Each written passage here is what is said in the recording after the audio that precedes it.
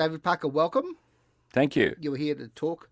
Well, you think you're here to talk about the Menkoff Method, which as a ruse you are, but you're actually going to be talking about a few other things as well because you have a formidable history with Australian film. Yes. Good, bad, ugly, sweet, sour.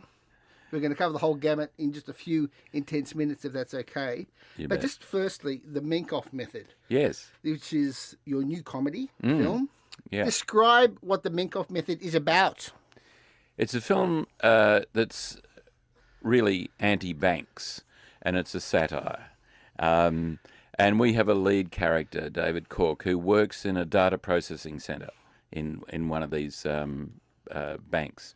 And he's more interested in drawing manga comics than his work.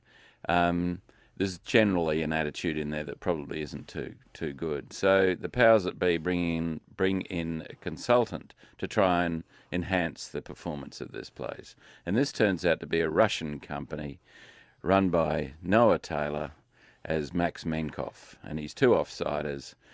And so suddenly our guy, David Cook, can't do his comics anymore. What makes you think that people would respond to a comedy that is anti-bank? Well, certainly the Labor Party seemed quite interested in following through on that.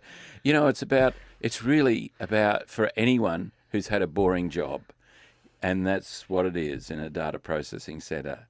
And the fact is that the bank are the bad guys.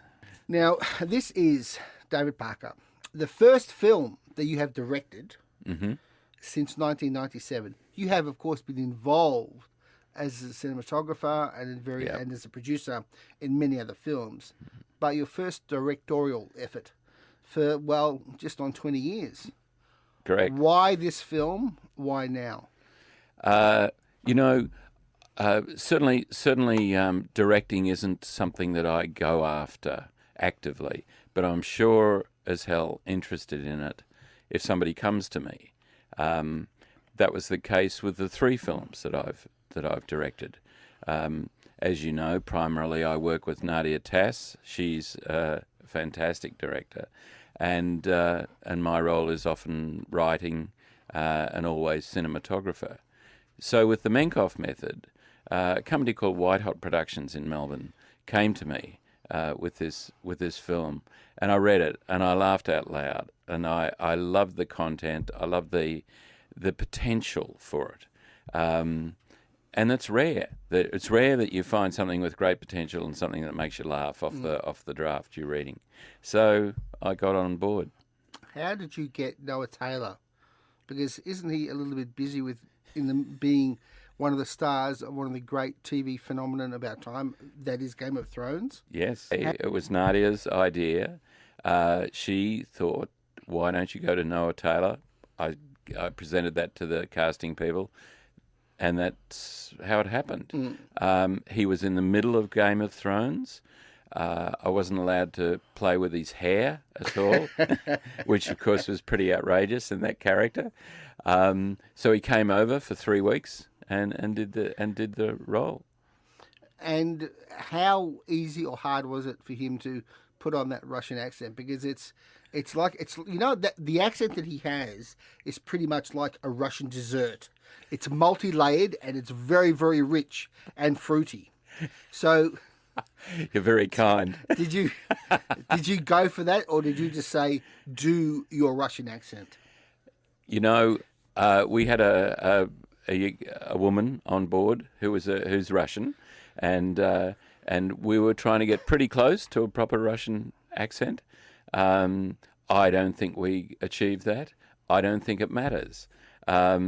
As Noah says himself, I've spent a lot of time out of Russia, was his answer to his odd accent. And he certainly talks about Afghanistan and KGB and all this sort of stuff. And also the great thing about the Russians is that they're so difficult to offend.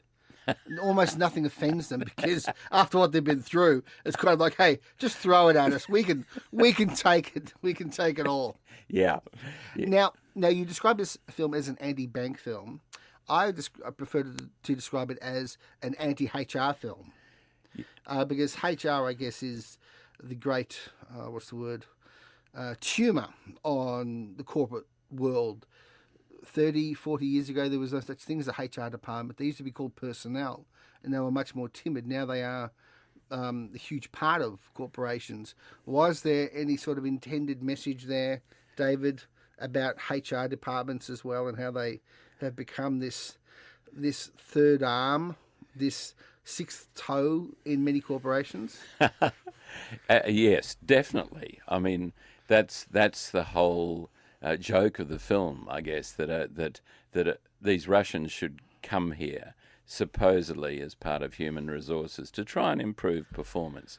And in fact, what they use are methods that were quite known to us who have had anything to do with the Essendon Football Club. Now, when doing satire, I know that there are, broadly speaking, and this is an overgeneralisation, that there are two modes that you can set the film at. You can either dial it up or dial it down. And usually both methods work really well. Sometimes, as in the case of the classic film Network, they work brilliantly in combination. We actually see a fusion of those methods, and it worked brilliantly in that film. In this movie, you've dialed things up.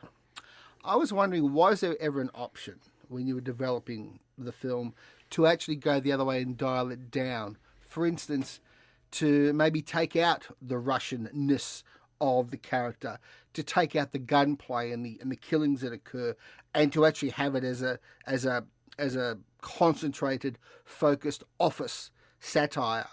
I guess like a movie like Office Space, for instance. Sure. And I, take your point about Network, which has been one of my favourites from certainly from that era. The writer Zach Gillam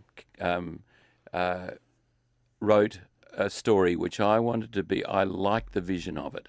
I liked that heightened humour. I liked the satire in it. I like the fact that we've got baddies and goodies in it. It's a real kind of anti-hero comic book film, and that's what I was going for. And I think Nadia Tass and David Parker may make that other film.